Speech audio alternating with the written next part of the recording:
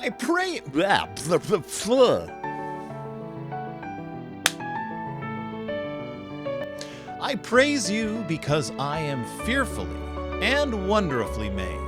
Your works are wonderful. I know that full well. Psalm 139:14.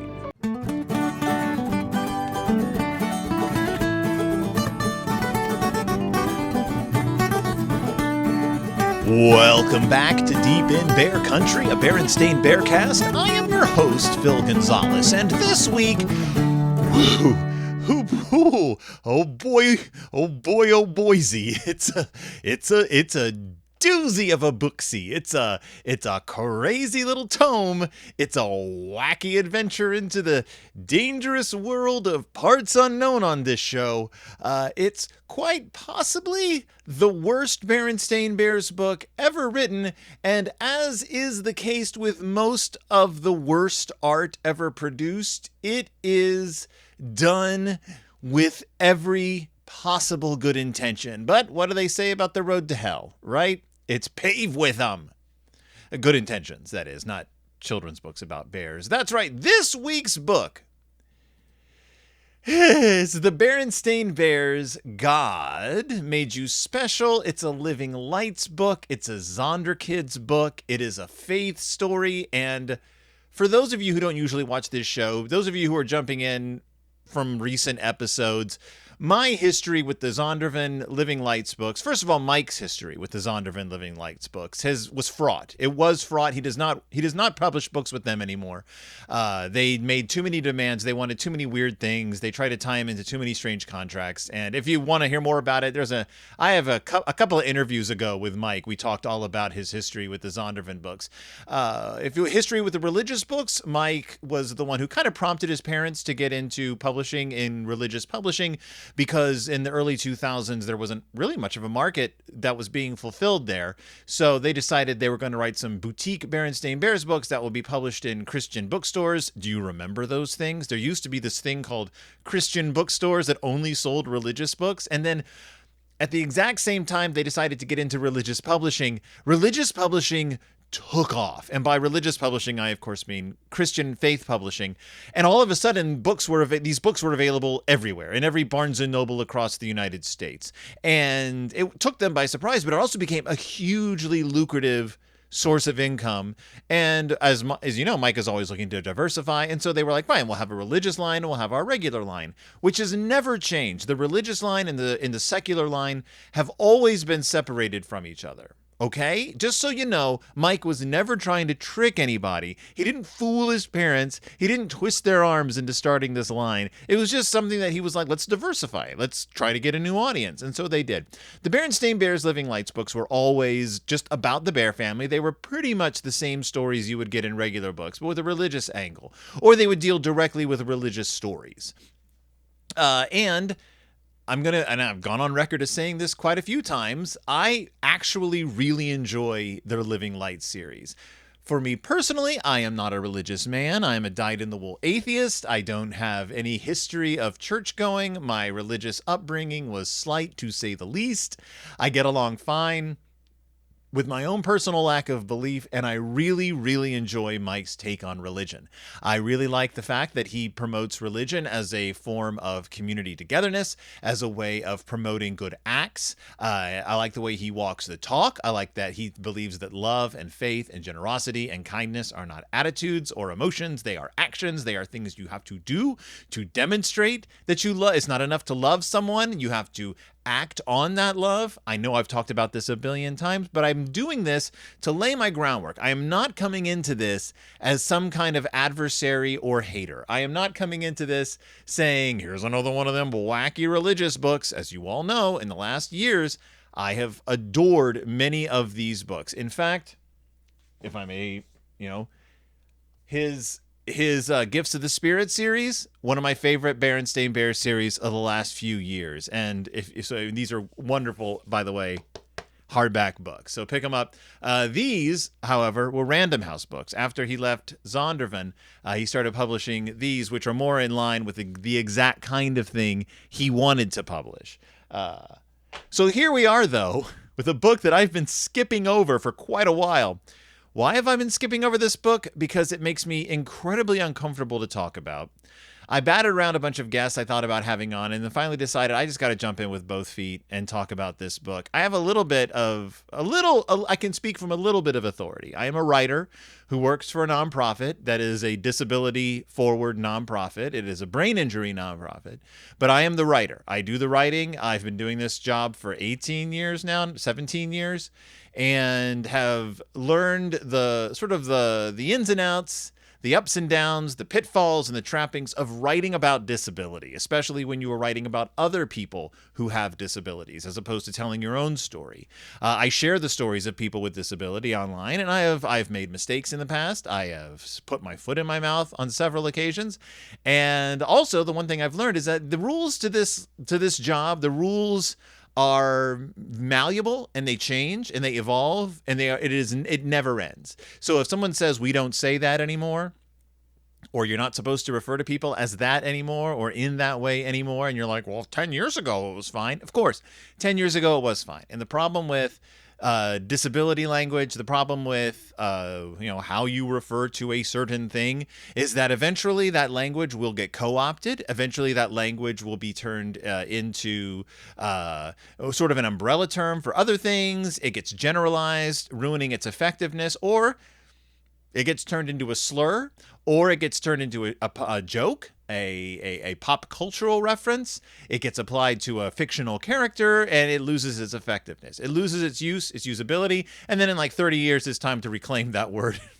And that's the cycle of language. You can't stop it. It's just how language works. But you do have to keep on the ball. You have to pay attention. You have to listen to the communities to whom you are referring, because they are the ones who are the arbiters of language and of around themselves, and they get to decide how they are referred to. And also, a lot of times there's no complete 100% consensus. Some people will say, please never say that about us. Please never call us that. And some people will say, that's totally fine. We like that term. And then some, it's regional, it's cultural. It's all based on background and experience. And, one person's empowering word is another person's insulting word. So you just got to listen. And if someone says, I don't like being referred to in that way, or I don't think you should call me that or call us that, you listen to them, you say, okay, you nod your head and you move on with your life because it's not your call to make. Language, it's important. Writing about disability is important. Authors telling stories of people with disabilities is important. Mike and Stan and Jan have included characters in the past with disabilities. Wasn't always handled with grace, and they were frequently held up as examples in weird ways. I'm thinking about, oh my gosh, I can't even, the kid in the wheelchair. The kid who used the wheelchair in the chapter books. I can't even think of his name all of a sudden because he wasn't used much in later books. In the book, The Wheelchair Commando, as much as they used some weird language describing him, the language is dated now. This was back in the 90s. He was a real character. He was a character. Harry, I can't think of his name. He was a real character and had his own plots and his own likes and dislikes and his own frustrations and his own, he was a fully realized character who used a wheelchair to get around in, and it wasn't ever portrayed as like a limit for him. It was just, that's how he got around. It helped him get around. It's how he got around the school. And it was like Too Tall who made fun of him and stuff until he proved to Too Tall that you shouldn't make fun of him because he knows how to defend himself. So in any case, we've encountered characters with disabilities in the past. However, the Berenstain Bears God Made You Special is, we're going to take a look. We're going to take a look at this book, and we're going to start off with the title, because the title and the cover page are already worrisome. The title is God Made You Special in a big, bold red letters, and we see a cub on the cover we've never encountered before. We see brother and sister and Honey holding baseball equipment, and this other cub sort of with his arms crossed, with his back leaning against Honey Bear and his name on his shirt. And you know that if a bear in bear country has their name on their shirt, there's something about them. I'm going to stop right there. There's something acknowledgeable about them. Only bears with something about them write their names on their shirts. I'm looking at you, Tuffy the Bully. God Made You Special from 2014. That's right. I've put off covering this book for so long. I can only put it off. I can only put off opening the book. Let's just open the book. God made you special. He did. So, right off the bat, you're going to notice that I did not start with the opening Bible quote from this book. The opening Bible quote from this book is, Jesus said, "Let the little children come to me and do not hinder them, for the kingdom of heaven belongs to such as these." That's Matthew 19:14. And it's an interesting quote to begin with because it doesn't have much to do with the book we're talking about. I mean, there are kids in this book, sure, but let the children come to me and do not hinder them. So basically the idea is like, taken out of context, the quote seems to be like, don't get in the way of kids, let kids do their thing, which is sort of the plot of this book in a way, but it's not the theme of this book. And weirdly enough, it also does the job of infantilizing children before you start reading the book you're reading. It also is a picture of Jesus with a bunch of cubs, which is wild because Jesus doesn't play a part in this book. I mean, they talk about the Bible and stuff, and they talk about God, but there's no Jesus story in this book. This is from another book.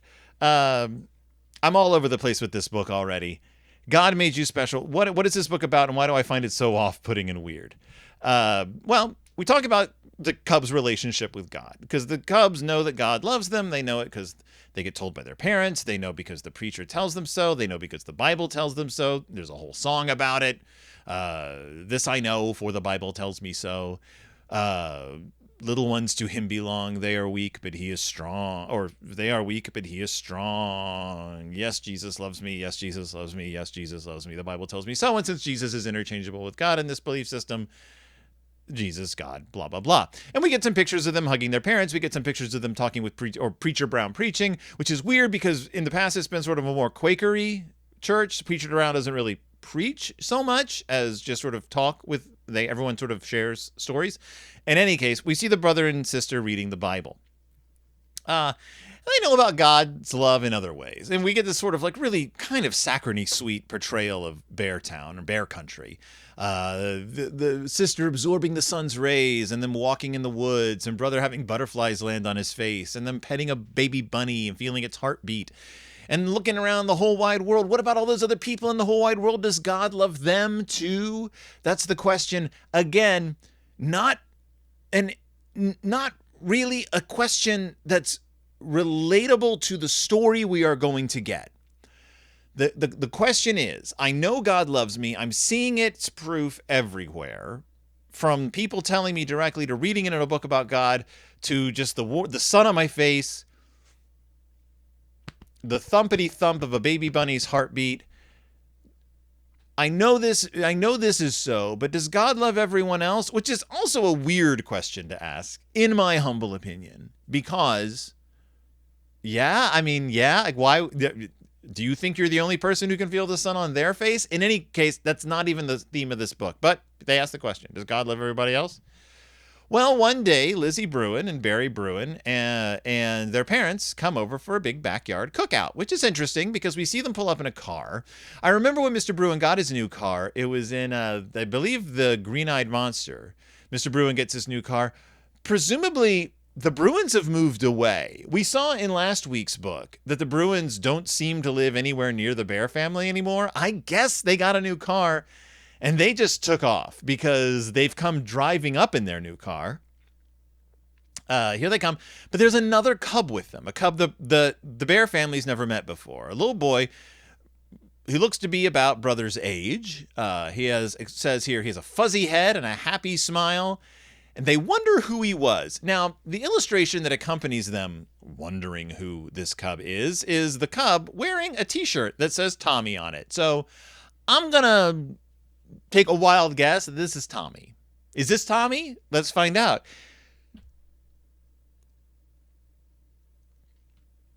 Also, can he hear us? Also, can he feel us near him? This is our nephew Tommy. This is what Mrs. Bruin is saying. It's our nephew Tommy. He's visiting us for a week. Hello there, Tommy. Welcome to our house. This is Mama Bear talking. Tommy comes across as shy. He just looks and smiles, which is okay, totally cool. This is like Mitzi was a kid who needed a while to acclimate to a new situation. So this is nothing unusual in a child. He smiles. Mrs. Bruin then says, say hello to Mama Bear, Tommy. Tommy pauses a little bit and then he says hi with a big grin. And it's like, fine, go play with the other cubs, Tommy. So Lizzie grabs Tommy's hand. They go running into the backyard. So what we've gotten so far, as Mr. Bruin goes off to work on the cookout with Papa, and Tommy goes running off with Lizzie, is that Tommy's a shy kid, I guess maybe is what they're trying to say. That's really all we've gotten. Tommy's a shy kid with a big smile and a fuzzy head of hair. Wears a shirt that says Tommy. That's all we know. So Mrs. Bruin then pulls Mama aside. So she took Mama to one side, which is strange, because they are alone. She pulls Mama aside, wrings her hands. We see in the illustration she's wringing her hands, and she says, I should explain about Tommy. He may seem a little young for his age. He's very happy and friendly, and he's the same age as Brother and Barry, but he acts younger, more like little Honey Bear. And Mama's like, I understand. He seems like a very sweet cub. We're very glad to meet him and have him here for our cookout. So there's nothing unusual about Tommy. He acts a little young for his age, which is something that, okay. I don't know why Mrs. Bruin feels the need to tell Mama this. If it's something she feels she should warn someone about, I guess she should probably have mentioned it to the other cubs. Like, just so you know, I don't know, Tommy acts a little young. They're going to figure it out anyway. So bizarre. If it was like, just so you know, Tommy is extremely violent. He carries a knife with him. He will try to stab you. So just be ready. That I could understand. But also they probably should have taken the knife away from Tommy. But that's not the case. He's just, okay, so he's a little shy or something. So the Cubs go off to play baseball. They've started a game behind the house. Brother Lizzie and Honey are on one team. Barry, Sister, and Tommy are on the other. So here's the setup. So they're playing baseball. Barry is pitching. Sister is catching. Tommy is out in the field. So Lizzie Bruin hits the ball, and it flies out towards Tommy. Barry's like, grab the ball. Tommy doesn't grab the ball. He just watches it roll past him, and Barry's like, go get it. Tommy runs after the ball, picks it up. Lizzie runs around the bases to head to second. Tommy chases her. Barry's like, go, Tommy, go. Lizzie rounds second, but Tommy catches up with her and tags her out. Okay? So what's happened is Lizzie Bruin has hit the baseball. It's gone towards Tommy. He doesn't catch it, but when it hits the ground, he picks it up, runs after Lizzie, and tags her out. And then Barry says, you're out. Now, in my experience, this is called playing baseball. Like, this is how baseball is played. I don't know much about sports, but in my mind, Tommy has played a game of baseball. He's played baseball. He tagged out the other team. That's what you're supposed to do in baseball. You pick up the ball and you tag the person. So Sister goes up to Barry and she's like, whoa, whoa, whoa, whoa, whoa, whoa, whoa. Hey, Barry, what's up with Tommy? Why did he let the ball go past him and then run with it instead of throwing it to second base? That's what he should have done. Now I'm saying, well, there's only 6 Cubs out here. There's only 6 Cubs playing this game. There's only 6 Cubs. What's the team? So Barry, Sister, and Tommy are on one team. But Sister's playing the catcher. Barry is the pitcher. Therefore, it's probably easier in the first place for Tommy to catch the ball, grab the ball, and run with it. But what Barry says is, oh, Tommy has his own way of doing things. Again, he's playing baseball fairly correctly. Tommy has his own way of doing things. He's just a little different, that's all. Let's play ball. I mean, okay, sure. So far, nothing about Tommy has struck me as different or unusual. Like, he's just a cub playing baseball who doesn't talk much, but that's fine. He doesn't know these kids. So the Cubs go on playing with the game, but they lose two of their players. Tommy sees a butterfly, and he goes to chase it. Honey thinks that looks like more fun than playing baseball, and she goes to chase the butterfly as well. And Brother's like, what's up with this? And Lizzie's like, don't worry about it. We can play baseball without them. So they shrug, and they're like, all right, well, if Lizzie and Barry think it's okay to play without Honey and Tommy, I guess we'll just keep playing. So they do. They just keep playing baseball. And then Papa Bear's like, come eat. And so they go to eat hamburgers and hot dogs. Again, nothing unusual. One of the Cubs got bored playing baseball. He doesn't know these other kids. He goes to chase a butterfly. That's fine. The Cubs come running up to eat. But Sister's totally concerned about all this. So she's like, Mama, Tommy seems different. He doesn't act like our other friends. What's up with him? Why is he like that? Mama's like, well, we're all different from each other. We didn't all grow up and develop in the same way. You know that. And Sister's like, okay. But why is Tommy different? And she's like, and so Mama's answer to this is, because, sweetie, God made all of us special. He made Tommy special in his own way. God has a plan for us all. He loves you and me and Tommy very much. Okay, if we left it at... okay, first of all, I want you to flash back to the book where brother and sister discover that Ferdy Factual is an atheist, that he doesn't believe in God, he doesn't believe in anything he can't test. They take this to Mama, and they're like, Mama, Ferdy doesn't believe in God. What do we do about this? To which Mama and Papa's response is, you don't do anything about this. You mind your own business. He's your friend and you love him. He just has his own way of interacting with the world. You love God. That's great. Ferdy doesn't believe in God. That's great. We're all getting along. We're all neighbors. We're all friends and we love each other. Mind your beeswax. This has nothing to do with you, which is a great answer. I would have expected Mama to sort of deal with this in the same way. Like, why is Tommy different? Because he's different. We're all different. We deal with things differently. Don't worry about it. He's a good kid. Just hang out with him and play with him. That could have been the end of the discussion. Instead, Mama says God has a plan for us all, which is okay, fine. He loves you and me and Tommy very much. Again, could be the end of the discussion. Also, Mama has a giant bowl of mashed potatoes that look so incredible. I'm really hungry for mashed potatoes. I had fake chicken for lunch. I wish I'd had mashed potatoes to go with it. I didn't. I'm very upset about that. Then Mrs. Bruin comes along and ruins everything. Mrs. Bruin comes along and ruins everyone's day, life. I don't know, but we get possibly the worst 2 pages ever put into a Berenstain Bears book. Quite possibly the worst thing I've ever seen in a Berenstain Bears book. And I don't see a lot of bad things in Berenstain Bears books. I don't see a lot of things that I'm like, not only is this poorly thought out, it's actively harmful. Because as much as weird as it was when brother taught sister the way you deal with bullies is to learn to punch first and bloody their nose, that's not always the worst advice in the world.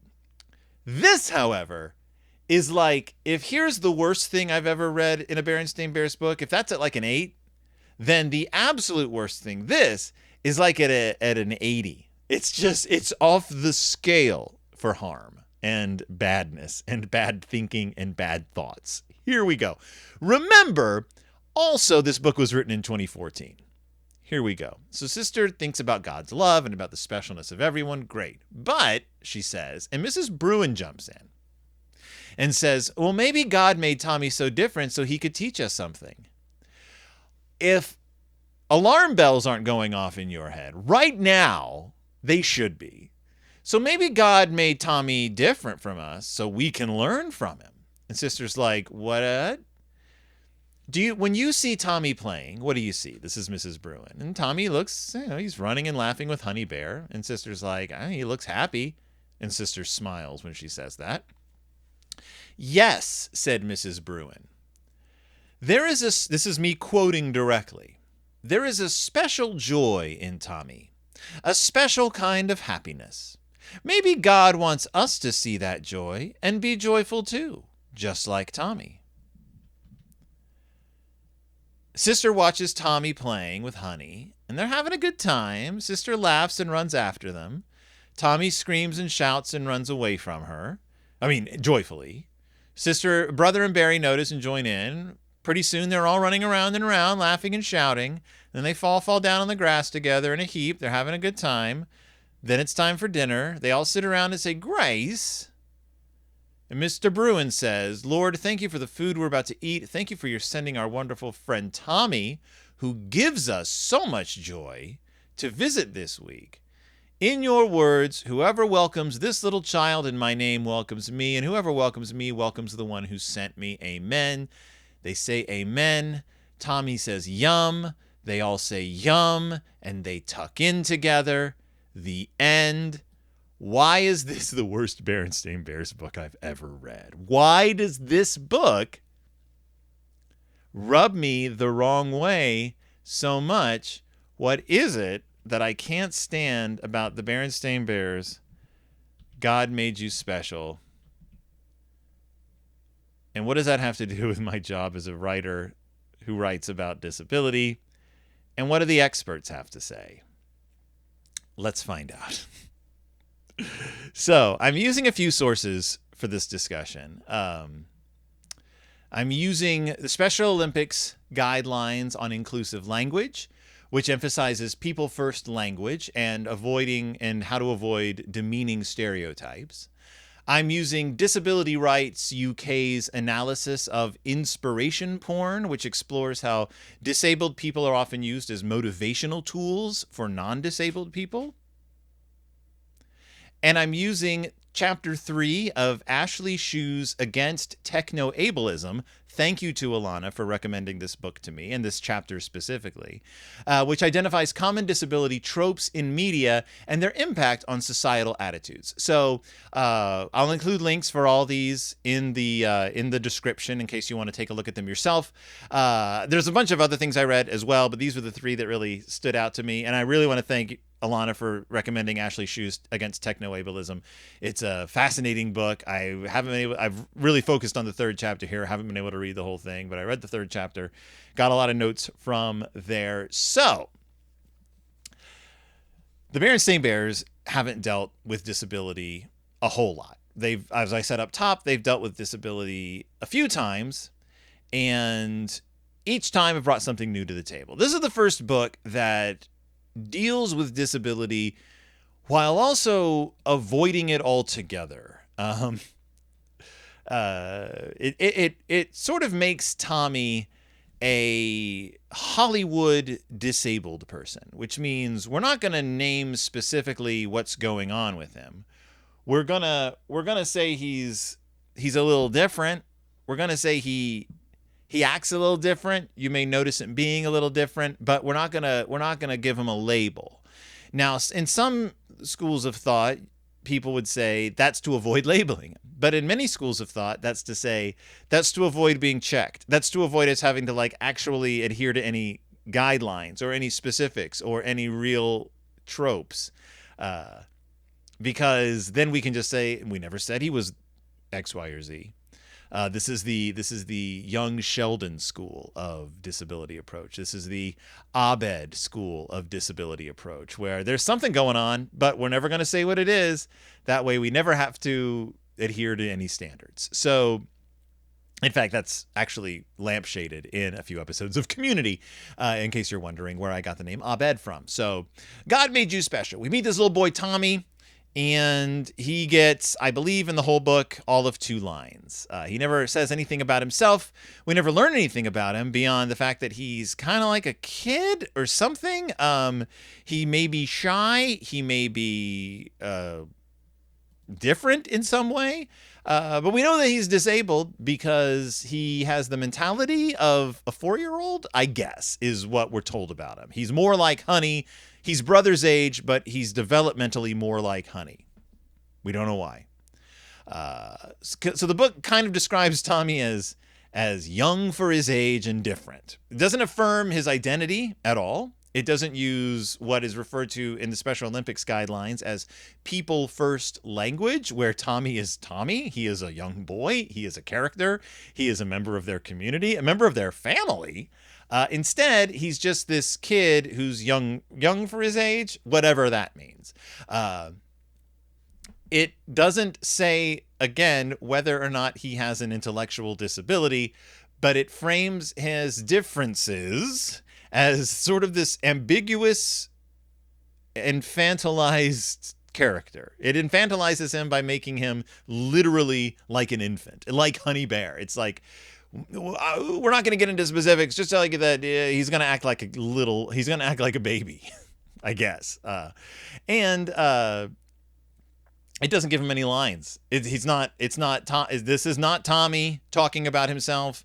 We're not getting to know Tommy. He is someone that we observe from afar, comment on to each other, and then either choose to interact with or not interact with, based on what other people say. We could have said, the book could have told us that Tommy has an intellectual disability, instead of saying Tommy's different. Tommy's different. Because as Mama says, everyone's different.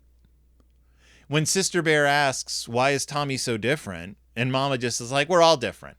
Literally what Sister Bear is asking is, I sense there is something about this child because of the way you're acting. What's the deal? Mama could have said, I'm sorry if I acted weird, or I'm sorry if I acted differently around Tommy. He has an intellectual disability, and I did not know that, so Mrs. Bruin kind of filled me in. And here's, he has this, or this, because of his disability. He may not understand rules so fast or something. I don't know, but no one ever clarifies. Ashley Shew and Disability Rights UK both talk about the problem of inspiration porn, which is, inspiration porn is using another person's disability or circumstance to inspire others, to say, like, this happened so that we can learn a lesson, or this happened so that we can learn that life's not always bad, or you can overcome anything, or anyone can accomplish anything. Look at this person with a disability. So the story presents Tommy's presence, like his existence, as a lesson for other cubs about joy and about God's love, which reinforces the inspiration porn trope. Mrs. Bruin specifically says Tommy was put here for a reason, to teach us about joy. Look at how joyful he always is.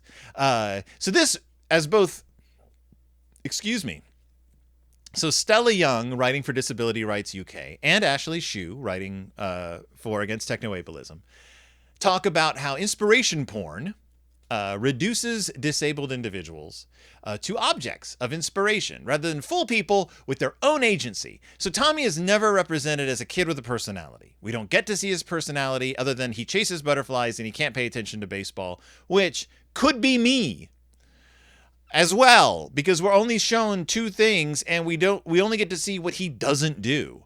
But also, Tommy, as I said up top, plays baseball. He plays baseball as well as anyone else. He tags Lizzie Bruin out. He just loses interest in it because, I hate to be the person to tell everybody this, it's a boring sport. But in any case, that's not the point of the book. But we don't see Tommy participating in the group. We don't see Tommy having his own interests, his own goals, his own desires. Instead, we focus on how the non-disabled characters, brother and sister, Lizzie and Barry, but specifically brother and sister, how they interact with him. The only non-judgmental person in the story seems to be Honey Bear, which is unfortunate because she's a toddler, which puts Tommy and Honey, again, on the same level. And even if Tommy isn't developmentally as advanced as brother, even if Tommy is as developmentally on the same developmental level as Honey Bear, he is still a 10-year-old child. He is still a child like brother, with his own drives, his own physical development, his own hormonal development and emotional development. He is not a toddler. He is a boy brother's age who likes to play sports, likes to run around, likes to roll on the ground, likes to hang out with kids. We don't, again, know much else about him because Tommy only says two things, hi and yum, in the whole story. Ashley Shew in Against Technoableism talks about the shameful sinner trope, which you might think this book doesn't quite fall into the trap of portraying, but Shew says that the shameful sinner is a long-running trope that frames disability as a punishment or a penance for some kind of sinful action, either the mother's or the disabled person's. That's how it's usually framed. It also emerges in the idea that a disability is a challenge intended to transform and humanize the people around the disabled person. This is especially visible in stories about the parents of disabled children, which almost always follow the "we thought having a disabled child would be a tragedy, but surprise, we found that we actually love our child, aren't we the angels?" narrative, in which the child is an occasion for the parents to redeem themselves morally. So it's not just that we're seeing we're seeing disability as a punishment for the person who has the disability. What we're seeing is Tommy's disability as an opportunity to redeem the other people in the story. And it's not even a trope. It is specifically the end plot, because Mrs. Bruin says Tommy's disability, which is never named, is given to him by God to teach us about joy, I guess, to teach us a lesson. She says it's there to teach us a lesson. This trope, the inspirational, the shameful sinner, this person has been sent among us to teach us to be better people, has been used historically to justify excluding people with disabilities, to pity people with disabilities, and to resist real inclusion efforts. Because if a person's purpose is to be apart from the mainstream and to teach us how to live, you can never adopt them into the mainstream. They have to remain apart from us, because if they're not, then they're not doing their job here on earth, which is to teach us sinners to be better people. So instead of spiritualizing disability, it's just part of who we are. It's who we are. It's who we are. It's who we are. We are a community of people of different abilities. We are a community of people with disabilities. And again, disability is framed as someone who is incapable of doing the things that we have deemed appropriate for human beings to be able to do. Because X thousand years ago, somebody realized that it's easier to get from point A to point B slightly higher up by building a set of stairs. We all decided anyone who can't get up the stairs then is disabled, is incapable, is a problem. And woof, what are we going to do about this? Not our problem. Even though stairs don't exist that way. Like, there's something we made up. And when we decided everyone should be able to do it, see also reading. Our brains aren't designed for that. Most of our brains can do it. Many of our brains can do it, I should say. Not everyone's brains can do it, and yet that's a disability because we decided that the written word is how we're going to convey most information. In any case, off my soapbox. Infantilization and the lack of agency. So Tommy is rarely given a voice. Tommy is given 2 lines. Tommy never gets to talk about himself. He never gets to talk about his own experiences. The book is instead, he's just somebody we need to figure out. He's somebody to understand. He's not a character. He is an object of interest. He is an object. He's an obstacle at times. He is something to observe and then turn to the person next to us and say, what's up with that guy? What's up with that kid? And then to have the person next to us say, well, here's what's going on about that kid. Instead of, I don't know, one of them going up to Tommy and saying, why didn't you catch the ball? And maybe asking Tommy if maybe he didn't see the ball, or maybe he's not good at catching, or he doesn't want to play baseball, or maybe just ignore it because who cares? I don't catch a baseball. I don't want that coming at me, but that's not the point. I know. We never hear Tommy's thoughts. Brother and sister talk incessantly. Tommy is the same age as brother, and yet we never get his side of the story. He never gets any moments where he can express his own thoughts and where he gets to make his own choices. In fact, when he does make choices, like chasing the butterfly, it's portrayed as an aberration, something weird that everyone chooses to ignore. Lizzie's like, forget about him. It's okay if we don't play with him. And okay. So in Shew's critique of the overcoming trope, let me pull that up. The inspirational overcomer is probably the most common one in the media. It's the one that seems least awful, but it's really not. This is where inspiration porn comes from. The trope implies that to be good disabled people, we have to be constantly fighting against our bodies or minds in some way. This is me quoting Ashley Shew. We must disown our collective or community identities in order to be individuals. Inspiration porn makes disabled people into objects to inspire others. We must make ourselves into spectacles whose purpose is to motivate non-disabled people or make them feel good. Other disability tropes are used to motivate shame, create pity, justify policing, and more. Inspirational overcomers trope, which usually features white disabled people, intensifies the effects of those other tropes, becoming part of our social scripts. And then they tie it into white privilege, how that pervades disability narrative, and even white disabled critiques of inspiration porn, which she acknowledges she makes in this book, are made possible by white privilege. So she quotes Vilissa Thompson, who points out, I ardently despise inspiration porn, but as an advocate who focuses on the achievements and experiences of disabled Black girls and women, and other disabled girls and women of color, I do not have the luxury of picking and choosing stories that depict us in a positive, non-inspirational light. Why? Because our stories do not get the same or fair amount of spotlight and recognition as the ones that feature white disabled people. Now, of course, the Berenstain Bears aren't quote-unquote white, but they are the dominant culture, which makes them essentially culturally, pop culturally white, because they are the dominant culture that you see the same skin tone of everywhere. Now, this book, Against Technoableism, is very much about technoableism, how technology is ableist in general. But I loved this chapter just for it pointing out these common tropes in the way we tell the stories, disability stories. It's something I've had to work against my whole career because in sharing the stories of people with disabilities, specifically brain injury and stroke, the temptation is to frame it as, look how awesome they are for overcoming this. And many times that's the story they personally want to tell. They want to show how far they've come. They want to say, like, I thought I couldn't do this and then I did it. That's the story they want to tell. And so my job is always to share their story using as much of their own words as possible, using as much of their own face as possible now with video, and standing aside and letting them tell the story they want to tell. And if they want to talk about how awesome it is, that's great. It's their story. It's the message they want to give out.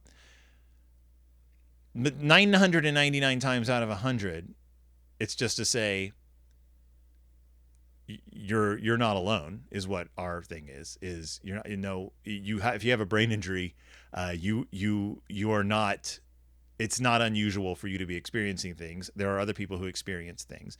You're not alone. You can talk about this publicly, and your story is worth telling, and you are a person who belongs in the community. Like, everyone belongs in their community. And the one thing I always talk about is what one of our board members told me when I first started out on this job, which was the goal is in disability advocacy is to change the world, because you can't change a disability. You can't change a disability. You just can't. You have a disability. If it's forever, then it's forever. That's not going away. But you can change the world around the disability. You can, it can be something as concrete as ramps or elevators or, all access bathrooms.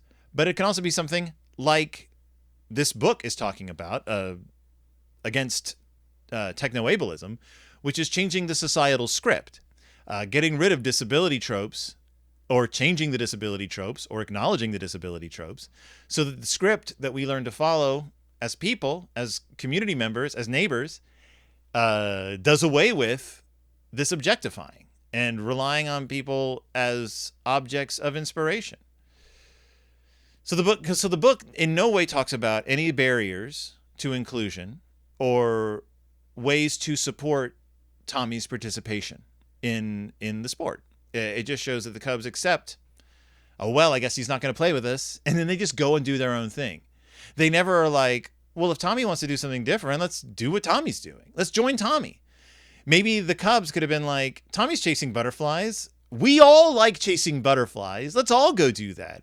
Let's play the way Tommy plays. He doesn't have to play the way we play. He played baseball as long as he was interested in it. Now he wants to go chase butterflies. Let's go chase butterflies.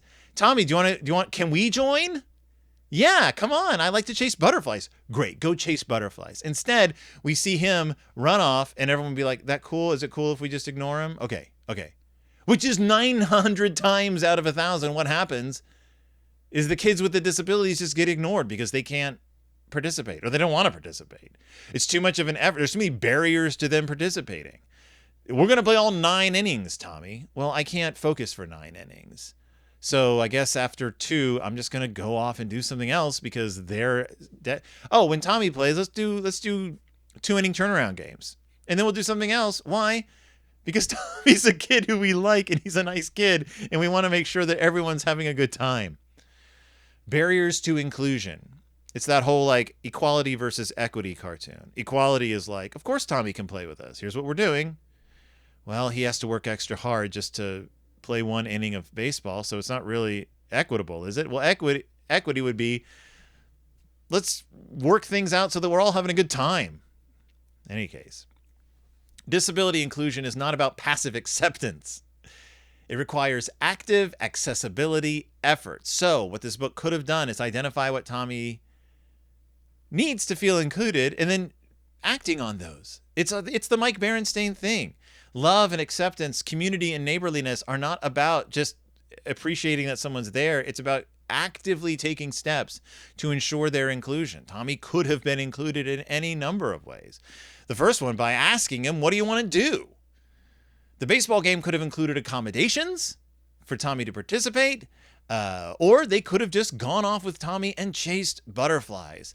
They could have also talked about the things that he liked to do. Give him a voice, give him thoughts, give him agency. Don't just make him a learning tool for brother and sister bear. Excuse me. The lesson ends up being, let's look at Tommy and learn about joy.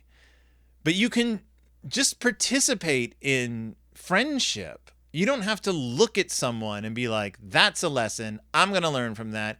He's teaching me that joy is okay. Because Tommy's not a joy machine. Tommy is a kid who probably has hurts and feelings and breaks down sometimes and isn't always happy. Kids with disabilities, people with disabilities are not sources of joy any more than any other human is. Everyone's capable of being a source of joy, but we're also capable of being sources of sadness and pain. We cry, we get hurt, we want to get hugged sometimes. We have emotional breakdowns, we get overwhelmed. It's just part of life. And to say this child is an inspirational joy source is gross and weird. Instead, you can be like, well, Tommy likes to have fun too. We all like to have fun. Let's go have fun with Tommy. Let's go play with Tommy. He's a little different, I guess, in that he doesn't like baseball. Maybe he has a developmental disability. Sure, okay, fine. We've never encountered this before, but great. He's also a kid who we can play with. Let's ask him what he wants to do. Go ask Tommy what he wants to do. Well, that makes me uncomfortable. Well, fine. Let's get over it and go ask Tommy what he wants to do. There's so many ways this book could have gone. Don't teach it that God made us all different to teach us a lesson. Don't teach that. Just acknowledge that everyone's different. Mama says it. God made all of us different, and that's wonderful. So I pull out that quote from Psalms up top. Let me pull it up again. Because if you need to have a religious message, it's a pretty good psalm. Now it's not all encompassing. Oh wait, I think I have it here. It's not all encompassing. But it's, I praise you because I am fearfully and wonderfully made. This is a psalm to God. And this is, I think the whole body of the psalm, the psalmist is like, I can't hide anywhere from you. You see everything. You make everything. You do everything. Like, but the psalmist says in this little part, if you need to take it out of context, I praise you because I am fearfully and wonderfully made. Your works are wonderful. I know that full well. And what this is saying right here out of context is, I love God because you made me and you made me perfect, because you only make perfect things. You only make wonderful things. So of course I'm wonderful. To me, that's a good message to dwell on. And because Mama Bear basically says that God made all of us different. If you believe in God, which I don't, but if this is a book you're looking at, if you're trying to teach your kids things, God made everyone different. He made everybody different. And that's fine. That's good. That's great. Great. We're all different. Great. Leave it at that. We're all different. Unfortunately, the world exists in a way that makes it very difficult for some of those people to be different in their way. And it is the job of the people who control things, who run things, who make decisions about things, to make the world not that difficult for people. It's not that hard to build ramps. Oh, but it costs a lot of money. Yes, because you built these giant sets of stairs. I know it's going to cost money to get rid of that giant set of stairs, but you know what? Get rid of it. Put in some zigzag ramps. Everybody can go upstairs or up ramps. It's not their fault that we decided. Never mind. This is my stairs yelling that I do. I do yelling about stairs. I mean, they fit. Yes, stairwells fit very nicely in the buildings that we've designed, but we designed them around those stairs. If we had designed them around like ramps, a whole other world. Shallow ramps. I praise you because I am fearfully and wonderfully made. That's a great sentiment. We're all made. We're all made. And we're all made. It's the world we built around us that doesn't work. So frustrated. Got some questions to talk about too. I'm not done yet. Not done yet. Does this book use inclusive language? These are some questions you can ask yourself about a book to determine how they represent disability. Does this book use inclusive language to describe Tommy's disability? No, of course not. It just says he's different and that he's like a child at heart. He has a young soul. And it doesn't use the Special Olympics guidelines well at all to talk about intellectual disabilities. It thoroughly others Tommy. It sets him, it makes him an object of, it sets him apart. It others him, does not do a good job at talking about Tommy's disability, or I should say talking with Tommy about his disability. In what ways does the book use Tommy as a lesson for others? Well, it has that whole ending. Here's a good question. How might a child with a disability feel after reading this book? I don't know. I don't have a small child with a disability. So I'm going to put it to you, the listeners. How do you think a child might feel after reading this book? Especially the part with Mrs. Bruin. Focus really on that part with Mrs. Bruin, saying that God made Tommy different so that we can learn a lesson from him, so that we can learn how to be joyful like him, because he doesn't know any better, I guess. Yes, there are some kids with developmental disabilities who are far more affectionate and far more open to friendliness as a result of that disability. That also, by the way, puts them in danger. That's the other thing. If they don't have that filter, if they don't have that ability to, stop and determine who is worthy of their affection. Remember, what people with disabilities are way more the victims of abuse and assault and everything that the world can throw at them than people without disabilities. So remember that when you're like, that kid's just happy all the time and a source of joy to everyone. That kid's not there to be your source of joy. The kid is there to live their life to the fullest. Let them live their life to the fullest. Also support initiatives to make everything more accessible to everyone. What are the dangers of framing someone as given to God to teach others a lesson. I think we talked about that. How can you reframe it to promote inclusion without using religious justifications? You can leave out all that part. You can quote the psalm, and you can just say, hey, let's go play with Tommy. So what steps could we have taken? Well, what could the Bear family have done? How can we have rethought this whole thing if Tommy was going to be included? When Tommy goes off to chase a butterfly, have everyone just join in. Hey, let's go play chase a butterfly now. Tommy, do you want us to join you? Can we join you? Can we play your game? Yeah, let's play chase the butterfly. Great. Let's play chase the butterfly. But sometimes you just want to play baseball. Well, tough. Sometimes you don't always play baseball. Sometimes you play what other kids want to play. That's a lesson to learn as well. Hey, let's learn that lesson. You don't always get what you want, kids. Could this book have been written to empower Tommy? Yes, Tommy could have had a voice. Tommy could have been asked what he wanted to do. We could have actually talked about disability rather than just differences. You don't learn anything by shying away from language that includes disability discussion. We didn't when Harry, is that his name? The kid in Wheelchair Commando. He talks about his disability all the time. He has to. It's very out there and visible. And this is what I do. He plays wheelchair basketball.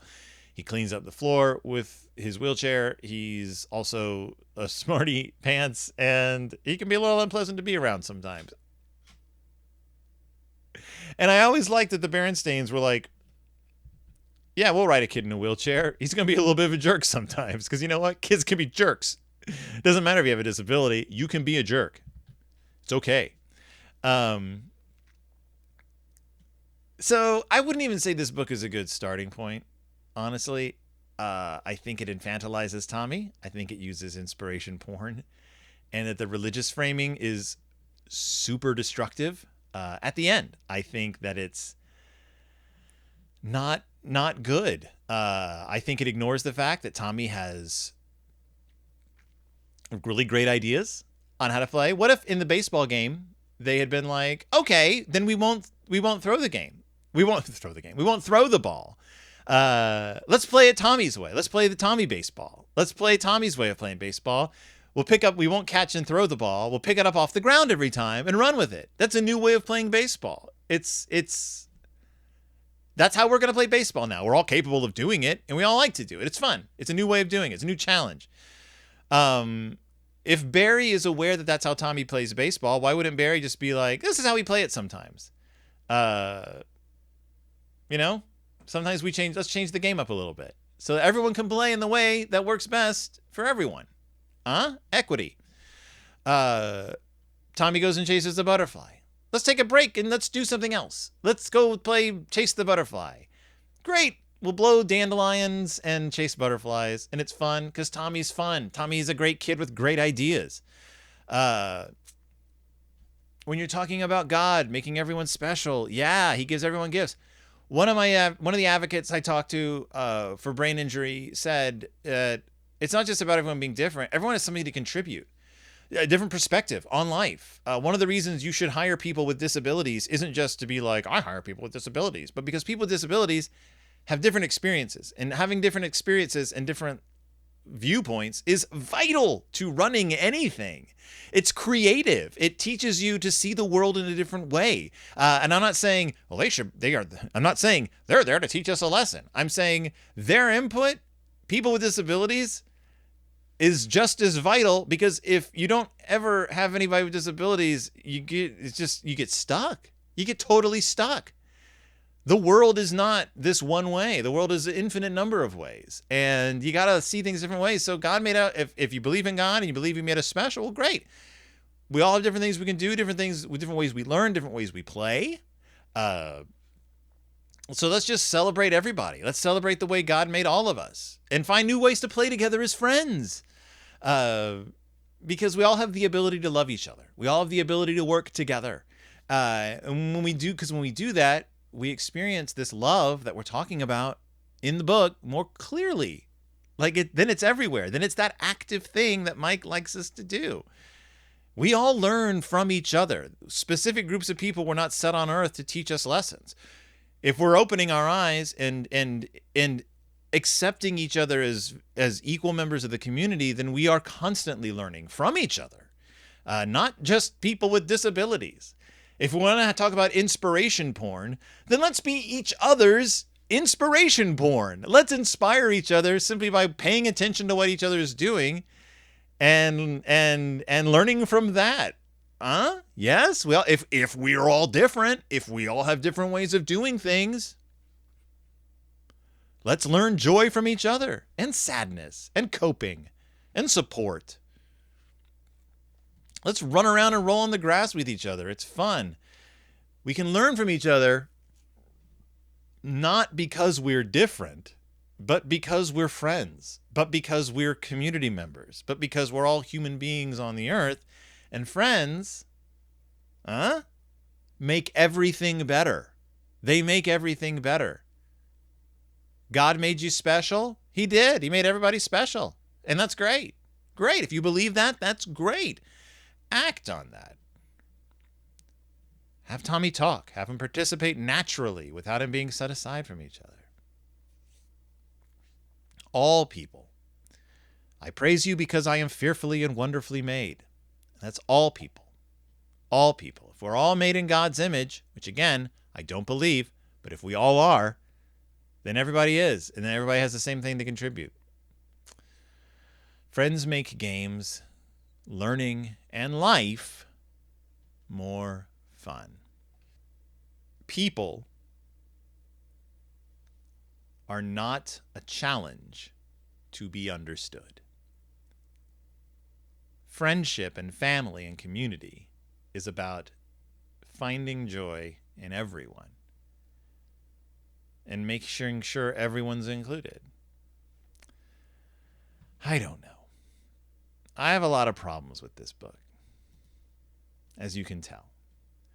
I can't in good faith recommend it.